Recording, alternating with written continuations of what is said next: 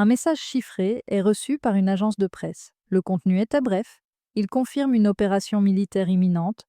Sentinelle arctique. 5 sources de haut rang sont citées. 2 diplomates, un officier de l'OTAN. Le protocole exige une réponse immédiate du siège de l'Alliance, mais il n'y en a aucune. Silence stratégique, ni confirmation, ni démenti. En interne, les canaux sécurisés s'activent. L'objectif n'est pas de préparer une déclaration publique, mais d'identifier la source de la fuite. La question n'est pas de savoir si l'information est vraie, mais de comprendre comment elle est sortie.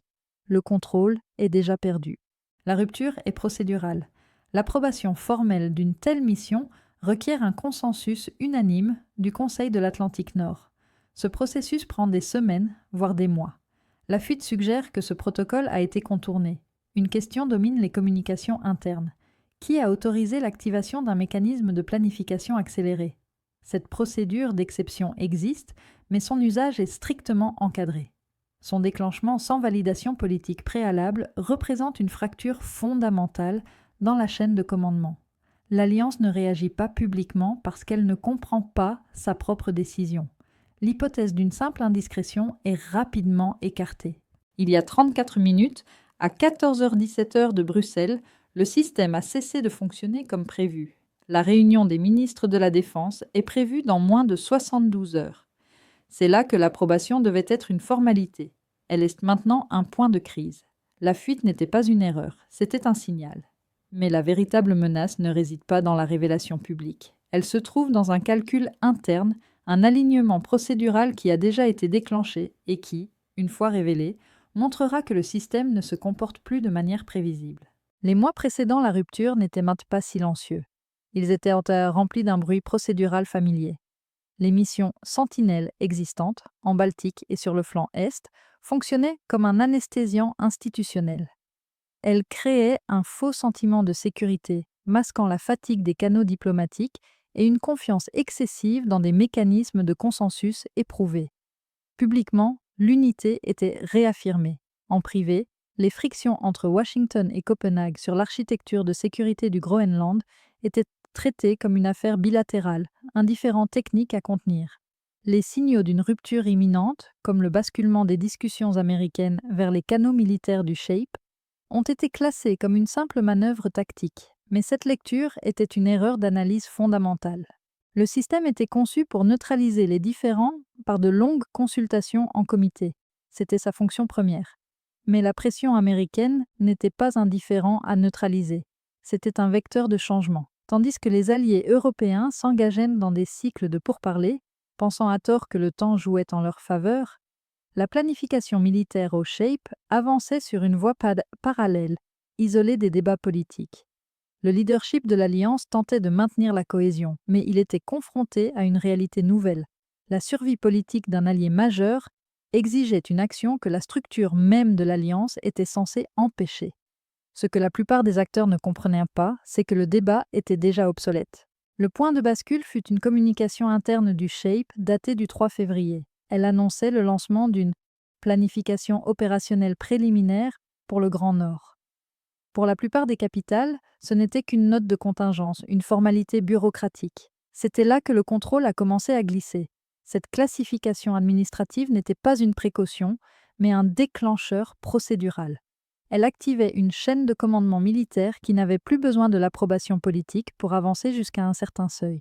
Le délai pour un débat politique ouvert se réduisait, non pas en jours, mais en heures. La décision de présenter le plan au ministre de la Défense n'était plus une option. Elle devenait une fatalité inscrite dans le calendrier opérationnel. Au cœur de la machine, 3 fonctions sont désormais sous une pression intenable.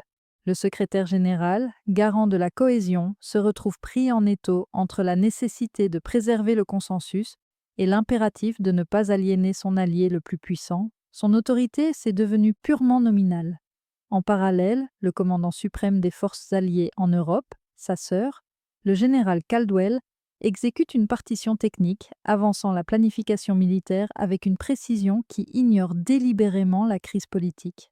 Enfin, les ambassadeurs des nations européennes, menés par le Danemark, tentent d'activer les freins procéduraux. Mais cette lecture était déjà erronée. Ils n'agissent plus comme des décideurs, mais comme des observateurs d'un mécanisme qu'ils ne contrôlent plus. Le véritable enjeu n'est pas l'opération elle-même, mais la survie du principe fondateur de l'Alliance, la décision par consensus unanime. Le Conseil de l'Atlantique Nord risque de perdre son autorité suprême au profit de la structure de commandement militaire du SHAPE. Il n'existe aucune issue neutre. Si les ministres de la Défense valident le plan dans 72 heures, ils légitiment un contournement procédural qui crée un précédent irréversible. S'ils le rejettent, ils provoquent une fracture ouverte avec Washington, exposant l'impuissance politique de l'Alliance face à une volonté stratégique déterminée. La fuite n'a pas créé la crise. Elle a simplement rendu visible que le choix n'était plus entre l'action et l'inaction, mais entre deux formes d'effondrement. C'est là que le contrôle a définitivement basculé. À 18h04, heure de Bruxelles, un document est transmis par voie sécurisée depuis le SHAPE vers le siège de l'OTAN. Il s'agit du plan opérationnel finalisé pour Sentinelle Arctique, formellement inscrit à l'ordre du jour de la réunion ministérielle. Ce n'est plus une proposition, mais un point de décision. L'acte administratif transforme un débat politique en un vote binaire. La circulation de ce document n'est pas une simple formalité. C'est un signal interne qui indique que la phase de délibération est terminée. Le temps pour la diplomatie vient d'expirer. Le confinement est impossible car la crise n'est pas politique, elle est architecturale. Le cadre des missions Sentinelle a été conçu comme un instrument de flexibilité opérationnelle. En pratique, il est devenu une faille procédurale. Classer Sentinelle Arctique comme une extension d'un programme existant plutôt qu'une nouvelle mission a permis de contourner l'article 5 du traité de Washington et d'éviter le seuil de validation politique du Conseil de l'Atlantique Nord. Les juristes de l'Alliance sont pris au piège de leurs propres règles. S'opposer à l'opération sur une base procédurale reviendrait à remettre en cause la légalité de toutes les missions Sentinelle actives. Cette explication, cependant, ne tenait pas compte du véritable moteur de la crise. Ce moteur était électoral. L'administration américaine faisait face à une échéance politique interne qui exigeait une démonstration de force à faible coût et à risque maîtrisé. Les alliés européens ont analysé la situation à travers un prisme géopolitique, voyant une manœuvre stratégique dans l'Arctique. C'était une erreur de lecture fondamentale. La pression n'était pas stratégique, elle était tactique et dictée par un calendrier national. Washington n'avait pas besoin d'un consensus, mais d'un résultat. Le mécanisme de planification accélérée du SHAPE offrait ce résultat, transformant un impératif de politique intérieure américaine en une fatalité opérationnelle pour l'ensemble de l'Alliance. C'est ici que le contrôle a commencé à s'effriter. La structure financière de la mission a ensuite neutralisé toute opposition potentielle. En se basant sur des ressources de surveillance et des forces en rotation, le coût de Sentinelle Arctique a été présenté comme marginal, une simple réallocation de budgets existants. Pour les membres de l'Alliance soucieux de leurs dépenses, rejeter un plan militairement cohérent et financièrement optimisé devenait politiquement indéfendable. Le plan n'a pas été proposé, il a été rendu inévitable. La véritable menace n'était pas l'opération elle-même, mais le fait que sa logique économique avait été délibérément conçue pour rendre tout débat sur sa pertinence stratégique secondaire, voire inutile. Le piège s'est refermé sur la scène internationale. La justification de la mission repose sur la nécessité de contrer l'activité croissante de la Russie et de la Chine dans le Grand Nord. Pour le Danemark et les autres sceptiques, s'opposer au plan revenait à ignorer une menace documentée, les positionnant comme un maillon faible au sein de l'Alliance. Le mécanisme utilisé était une inversion de la charge de la preuve. Ce n'était plus aux États-Unis de justifier l'action, mais aux Alliés de justifier l'inaction. Cette dynamique a été intentionnellement retardée jusqu'à la dernière minute. Une fois le plan formellement inscrit à l'ordre du jour des ministres de la Défense, ce déclencheur procédural rendait toute marche arrière impossible sans provoquer une fracture publique. Le contrôle n'était plus une option. 19 ans, heure de Bruxelles. Le plan opérationnel est officiellement à l'ordre du jour. Dans les bureaux de la délégation danoise, les appels se multiplient pour constituer une minorité de blocage.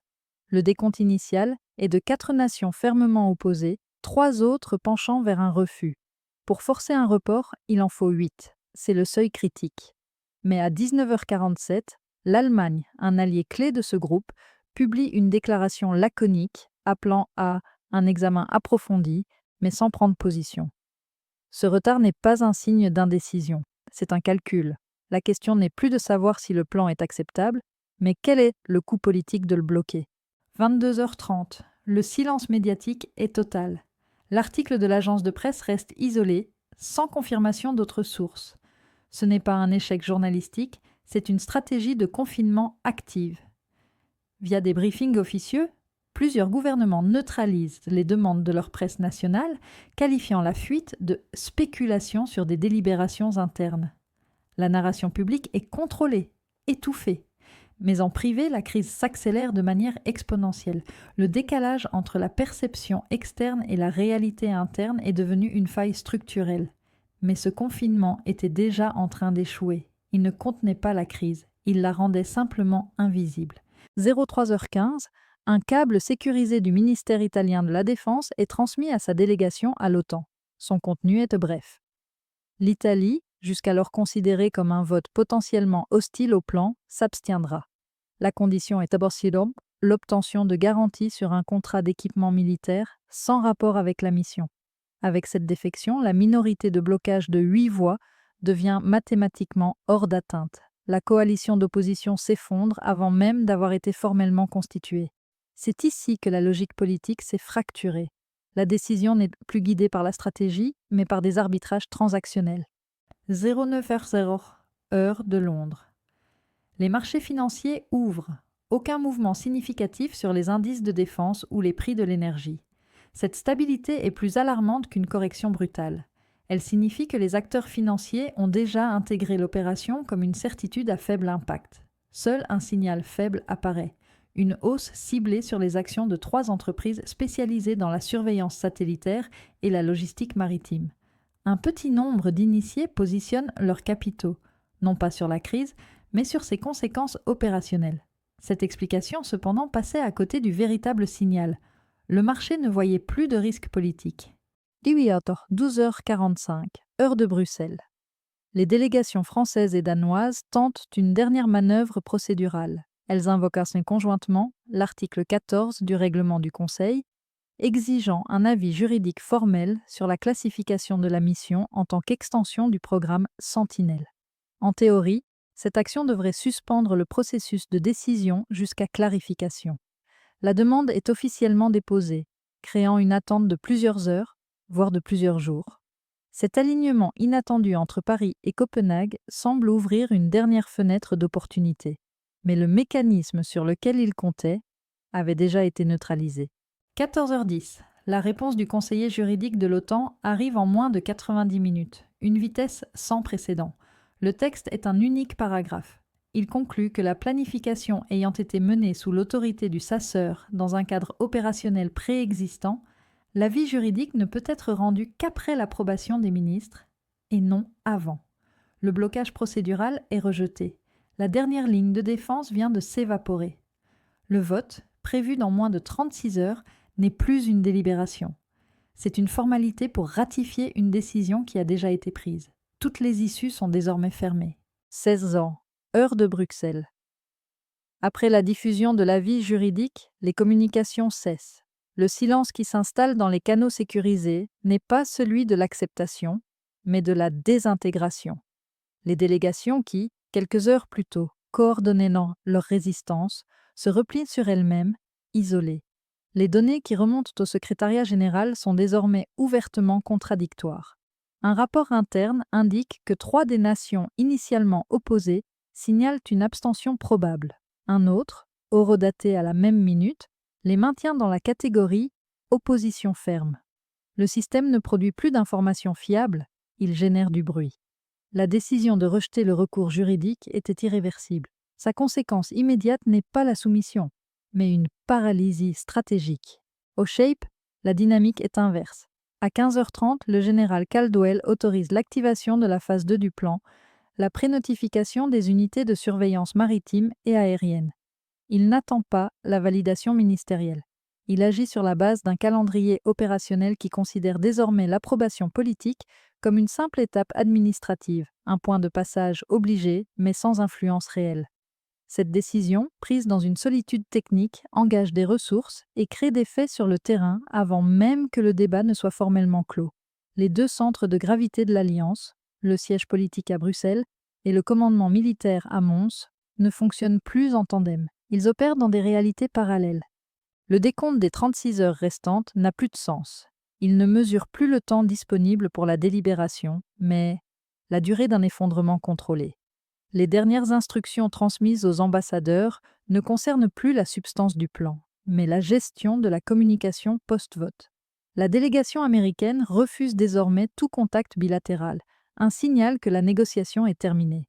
Chaque capitale agit seule, prenant des décisions irréversibles basées sur des informations incomplètes et une méfiance mutuelle. Le résultat du vote est acquis, mais le système qui le produira n'est plus reconnaissable. Ses futures actions sont devenues impossibles à prévoir. 24 heures avant la réunion, le centre de gravité de l'Alliance s'est déplacé de manière irréversible. L'autorité politique du Conseil de l'Atlantique Nord s'est éteinte. Les canaux diplomatiques, autrefois vecteurs de négociation, ne transmettent plus que des notifications logistiques. La tentative dano-française d'utiliser un recours juridique n'a pas seulement échoué, elle a révélé que le levier procédural n'était plus connecté au mécanisme décisionnel. Le pouvoir de décision ne réside plus à Bruxelles, mais dans le calendrier opérationnel du SHAPE. Pour les États membres dissidents, les options ont été réduites à une seule: ratifier publiquement un fait accompli ou acter une rupture stratégique ouverte. La délibération a été remplacée par une simple synchronisation administrative. À 17h21, heure de Bruxelles, le SACEUR transmet une directive technique aux commandements nationaux concernés. Le document, classifié OTAN secret, détaille les premières allocations de ressources et les fenêtres de déploiement pour les moyens de surveillance de la phase 1. Cette action, prise 18 heures avant le vote formel des ministres, ne prépare pas la mission. Elle l'initie. Le transfert de pouvoir est complet. Les options restantes ne sont plus politiques, mais purement contributives. En engageant des ressources avant l'approbation, le commandement militaire a transformé une décision politique en une simple validation a posteriori. Le mécanisme de consensus de l'Alliance n'a pas été brisé. Il a été rendu structurellement obsolète par la primauté du calendrier opérationnel. Le vote n'a pas été une délibération, mais un enregistrement. Son coût réel ne se mesure pas en termes politiques, mais institutionnels. Le principe du consensus est fracturé, remplacé par une méfiance procédurale. Dans plusieurs capitales, des équipes juridiques analysent désormais chaque article des traités, non pour la coopération, mais pour identifier des failles exploitables ou des boucliers défensifs. L'autorité du secrétaire général est devenue nominale. Il préside une machine administrative dont les leviers de commande essentiels sont désormais externes. Le programme Sentinelle n'est plus un outil de sécurité collective, mais un précédent, une arme interne dont l'existence contraint désormais toute négociation future. La confiance n'a pas été perdue, elle a été rendue structurellement non pertinente. La conséquence la plus durable n'est pas géopolitique, mais économique. La formalisation de l'Arctique comme théâtre d'opération de l'OTAN a instantanément redéfini les modèles de risque pour les assureurs maritimes et les consortiums d'investissement en ressources naturelles. Cette modification, invisible sur les cartes militaires, est déjà inscrite dans les primes d'assurance et les clauses de contrat à long terme. Le pouvoir ne s'est pas manifesté par la force, mais par le contrôle du calendrier administratif, par la capacité à rendre une décision inévitable avant qu'elle ne soit débattue. La structure de l'Alliance n'a pas été vaincue, sa fragilité a simplement été révélée comme une condition permanente. Sur les terminaux financiers, le changement de statut de la région a été tarifé avant même la publication du communiqué officiel.